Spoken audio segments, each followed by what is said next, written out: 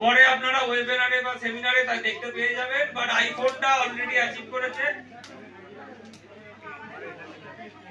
সবাইকে request just 2 minute ছেড়ে দেব, প্রত্যেকের কাছ থেকে 2 মিনিট সবাই দিতে পারবে।